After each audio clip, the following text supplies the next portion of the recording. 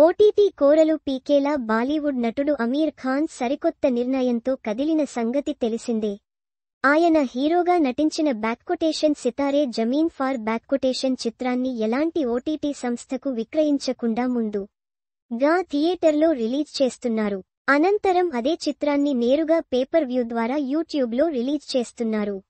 అమీర్ ఖాన్ ఎంతో నిజాయితీగా చేస్తోన్న ప్రయత్నమిది. ఓటీటీ కారణంగా సినిమాకు జరుగుతోన్న నష్టాన్ని అంచనా వేసి తీసుకున్న సంచలన నిర్ణయం ఇది. ఈ కారణంగా అమీర్ ఖాన్ కొంత నష్టపోతున్నాడు. ప్రేక్షకులు సినిమాను కేవలం థియేటర్లో మాత్రమే చూడాలని సంకల్పించి చేస్తోన్న ప్రయత్నమిది. ఇప్పటికే థియేటర్కు ప్రేక్షకులు రావడం లేదు. అందుకు కారణం ఓటీటీ అని అందరికీ తెలుసు. కానీ వ్యాపార దృక్కోణంలో ఆ విషయాన్ని విస్మరించి సినిమాను కిల్ చేస్తున్నారు అన్న ఆరోపణ అన్ని చిత్ర పరిశ్రమల నిర్మాతలపైన ఉంది.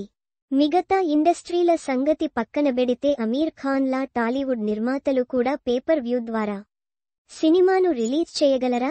అంత దమ్ము ధైర్యం తెలుగు నిర్మాతలకు ఉందా అని పరీక్షించుకోవాల్సిన సమయం ఆసన్నమైంది. ఇప్పటికే తమ సినిమాని ఓటీటీ నిర్దేశిస్తుందని చాలామంది నిర్మాతలు లబోదిబోమంటున్నారు. తాము తీసిన సినిమా రిలీజ్పై తమకే హక్కులు లేకుండా పోతున్నాయనే అంశం నిరంతరం చర్చకొస్తూనే ఉంది. కానీ ఎవరూ ఓటీటీని ప్రశ్నించే ధైర్యం మాత్రం చేయడం లేదు.